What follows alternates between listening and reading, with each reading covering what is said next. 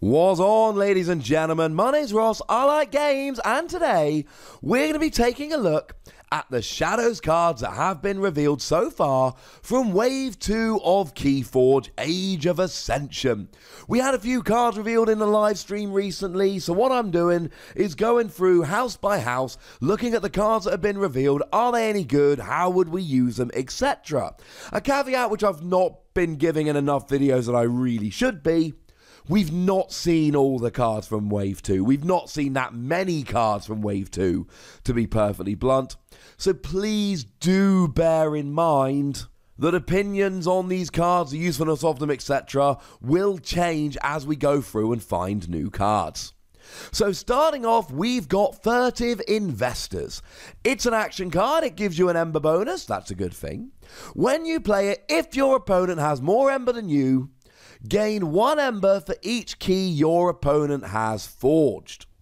And generally speaking, I am quite a fan of most of the Wave 2 cards we've seen so far. But I'm not really loving this one. I don't think it's a terrible card. If nothing else, you get an Ember bonus. But best case scenario here, you get 2 Ember. Now don't get me wrong, right? Playing it down and getting 3 Ember is virtuous works, which is great. Here's the thing though, in order to actually get the free Ember, your opponent must have forged 2 keys.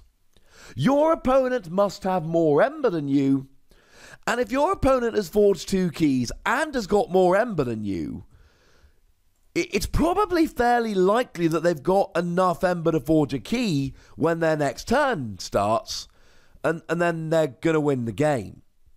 So, under best circumstances, yeah, this is a fine card, but under best circumstances, your opponent's got 2 keys forged and is ahead in terms of Ember, and that might not be the best thing. It's fine, I mean, look, you get the Ember bonus, and maybe your opponent's forged 1 key and you've forged 2, and they've got a bit more Ember than you, so you play this, and then you get 1 Ember, plus you get this, and then you end up winning the game, but it's a little bit dodgy as far as I'm concerned. Lamindra, a 1-power creature with this new keyword, deploy. Deploy says that the creature can enter play anywhere in your battlefield. Now, the general rule in Keyforge up to now, back in Call of the Archons, was that you get to choose which flank end of the battle line it goes on, but when you play a creature, you have to put it down on a flank. You don't have a choice. Well, now, some creatures in Age of Ascension are having this new deploy keyword skill, which means that you can choose to put it down anywhere you like in your line. And generally speaking, this is because it will have a skill, and this was said in the live stream fairly explicitly, that deploy is going to be used for characters that give buffs and bonuses to their neighbours, so that you can pop it down anywhere you like in your battle line, and then you get the bonuses on the right ones. Well, if we have a look at Lamindra here, it has elusive, meaning that the first time it's attacked it takes no damage. Your opponent has to attack twice in order to get it down.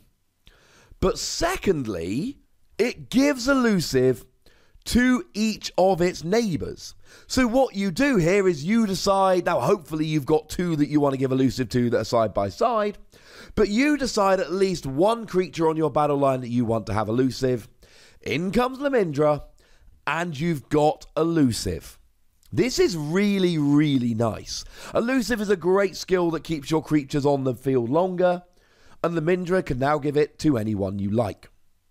We're also getting Swindle. Now, Swindle is an action card that has another one of these new keyword skills. It's actually got 2. It's got Alpha.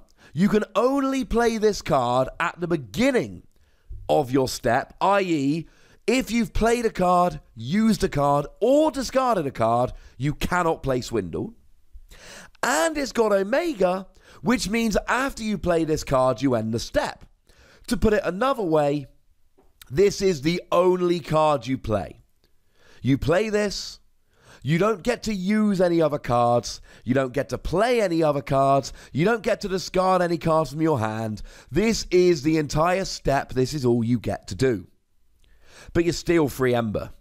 You don't gain free ember. Virtuous Works gaining free ember is good. Stealing free ember is better. Now, Virtuous Works has neither alpha nor omega. And the other thing is that if your opponent doesn't have free ember, you can't steal free ember. That is something fairly important to bear in mind. If it wasn't for that, this would be one of my very favourite turn 1 cards. I did a video about the best turn 1 cards. I'll try and remember to pop a link in the description. And they were the best cards to play on turn 1, where you're only allowed to play a single card.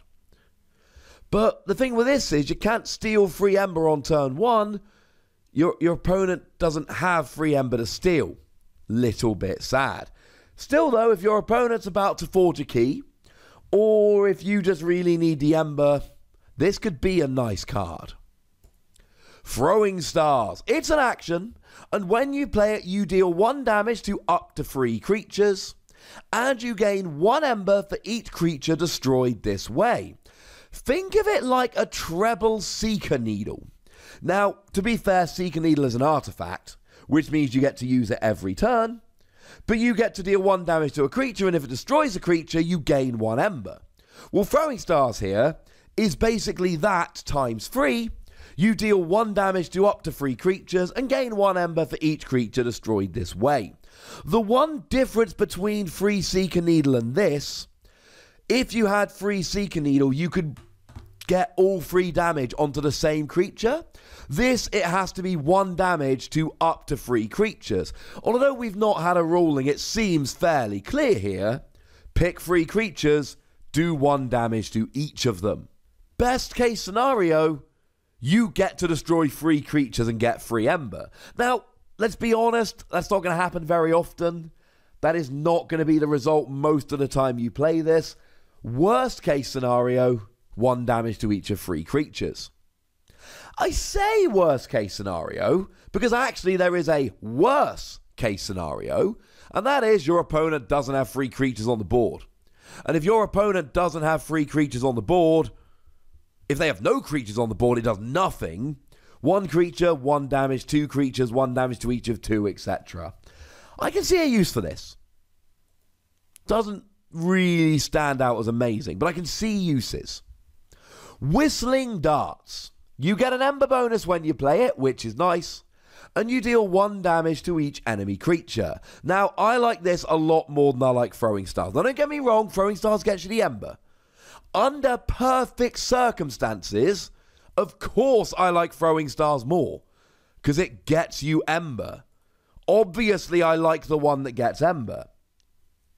The thing is, worst case scenario with Whistling Darts, your opponent has no creatures on board, you get an ember bonus. That's cool.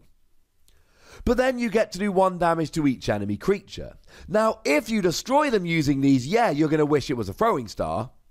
But to be honest, you've got to destroy 2 creatures with Throwing Stars to get as much ember here. Because you gain it, you don't steal it. But you might end up against somebody who's got 10 creatures on the board. And you get to deal damage to all of them.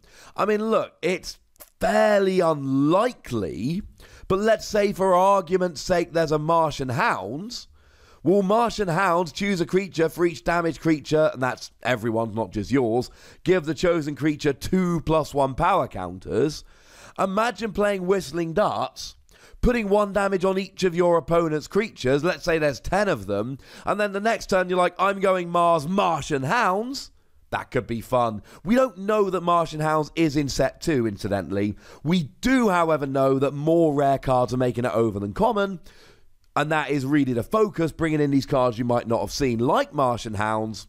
And to be honest, I've got a deck with Martian Hounds, and I've played like a dozen games of it, and I've never used Martian Hounds. But I live in hope. And finally, Yangtze Gang. 5 power creature, and look, 5 power creature might not sound like it's particularly impressive, but in the context of Shadows, it is particularly impressive. In the first set, we only had 2 creatures in Shadows that were above 4 power. Shadow Self, which is a great damage sponge / blocker, but can't actually deal any damage, and Dodger. 5 power is good. And an action here, steal 1 ember. It is in fact very, very much like Dodger. 5 power shadows creature, no armor, steal an ember. The difference is Yanxi Gang does it as an action, whereas Dodger has to fight, and if it survives the fight, you steal an ember. And Dodger doesn't have elusive or skirmish, unlike the vast majority of Shadow's creatures. I did a video about that. I'll try and remember to pop a link in the description. And essentially, Dodger's not going to last too long. Whereas Yanxi Gang, I mean, look, if your opponent goes after it, there ain't no elusive here, unless you play a Lamindra next to it. So it's not going to last terribly long, but at least you don't have to put yourself in harm's way to steal the ember. And Shadows like stealing ember. I did a video about that actually as well. So, yeah, it does at least fit the theme. I'm going to be honest, of the cards we've seen revealed so far, I am less impressed by Shadows than the other ones I've looked at. But at this stage, I would caution you to remember, firstly, Shadows is crushing chainbound events. It is by far the most popular and most successful house in terms of winning decks. And secondly, we're going to get like 50 cards from each house. This is 6. So we're going to be all right, ladies and gentlemen. We're going to be all right. For now, I would very much appreciate it if you would let me know what you think about these Shadow cards in the comment section. Go nuts! But please do remember the rule. Be nice, would ya? And then make sure you like this video, subscribe to this channel, and follow me on Twitter at the Wossy, where we talk Keyforge and other games. But by far the most important thing as always, look after yourselves till next time. Thank you very much for watching. My name's Ross, and you've been watching Wossy Plays.